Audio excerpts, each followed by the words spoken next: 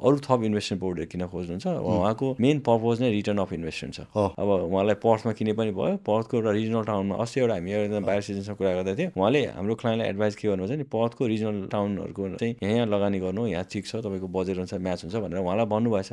त्यो कुरा मलाई सेयर गर्नुभएको थियो क्या। त्यस्तो कुराहरू जुन हामीले आउट अफ बक्स सोचेकै हुँदैन होइन। म आफै पर्थ एकचोटि नै गएको छैन भने मैले पर्थमा इन्भेस्ट गर्ने कुराहरू अथवा डार्बिन होइन अथवा अरू स्टेटहरूमा लगानी गर्ने कुराहरूमा त्यति सोचिरहेको हुन्न नि त। तपाईँहरूले चाहिँ बाहिर सिजनले चाहिँ त्यो भूमिकामा बढी काम गर्नुभएको हुन्छ होइन।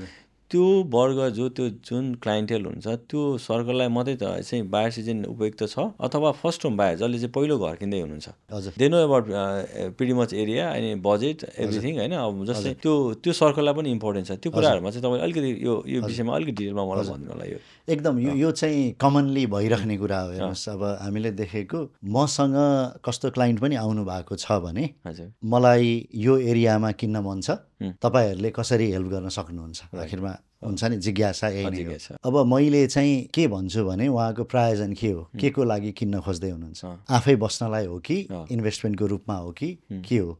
जेनरली फर्स्ट होम बायर भनेपछि आफू बस्नलाई भन्ने बुझिन्छ होइन। तर तपाईँले अगाडि जोड्नु भयो जस्तो धेरैको के हुन्छ भने मेरो साथी यहाँ मुभ भयो त्यही भएर यो भएर म पनि त्यही भएर त्यही एरिया त्यतै जाउँ। हामी जेनरली हाम्रो हर्ड मेन्टालिटी हुन्छ नि त, कम्युनिटी जहाँ छ अथवा आफूले चिने जानेको जहाँ छ। मसँग यो इन्स्टेन्समा उहाँहरूलाई मैले अब एउटा नयाँ कन्सेप्ट, अब नयाँ पनि त्यति नहोला, धेरैले सुन्नुभएको रेन्ट भेस्टिङ भन्ने कन्सेप्ट पनि उहाँहरूलाई इन्ट्रोड्युस गराउँछु, जुन चाहिँ आफूलाई मनपर्ने एरियामा रेन्ट गर्ने र इन्भेस्ट चाहिँ आफूले जहाँ गर्दा बेस्ट रिटर्न आउँछ त्यहाँ गर्ने है। त्यो कुरा चाहिँ किनभने जस्तै सिडनीमा मान्नुहोस् कसैले 1.52 मिलियनको घर किन्दै हुनुहुन्छ हो, आजको दिनमा उहाँ त्यसरी आउँदाखेरि रेन्ट भेस्टिङ आजको दिनमा मान्नुहोस् उहाँ आउनुभयो $2 मिलियन उहाँको किन्ने सोचाइ छ। मैले उहाँलाई कसरी बुझाएँ भने यो रेन्ट भेस्टिङ कन्सेप्ट चाहिँ $2 मिलियन आजको दिनमा इन्ट्रेस्ट तिर्दाखेरि मानौँ 6%ले हाराहारी होइन भनेपछि तपाईँ $1,20,000 इन्ट्रेस्टमा मात्र पेएबल छ हो तपाईँको आउटगोइङ्स, अरू छोडिदिउँ यसलाई होइन। त्यही चिज तपाईँले त्यो एरियामा रेन्ट गर्नुहुन्छ भने 1200 पर विकमा लगभग गिभ अर टेक होइन, त्यही तपाईँले पाउनुहुन्छ होइन। भनेपछि तपाईँले त्यो $60,000 त्यो एरियामा रेन्ट गर्नुभयो भने 60,000 तपाईँले जुन बिहान दिउँसो राति मरि मेटेर त्यो लोन तिरेको हुन्छ त्यो त तपाईँको सेभिङ भयो आफ्नै खल्तीमा स्पेन्ड नभएपछि त्यो। अनि उहाँलाई हामीले यो 60,000 तपाईँले सेभिङ जुन गर्नुभएको छ 5-6वटा प्रपर्टी चाहिँ तपाईँले होल्ड गर्न सक्नुहुन्छ, होल्डिङ कस्टमा जान सक्छ। त्यही कुरा लगानी गर्नुभयो भने राम्रो तरिकाले इन्भेस्टमेन्ट सेभी भएर। त्यसरी पनि कति क्लाइन्टहरू उहाँहरूले त्यो बुझ्नुभयो रेन्ट भेस्टिङको कन्सेप्ट र अहिले त्यसरी पनि अगाडि बढिराख्नु भएको छ।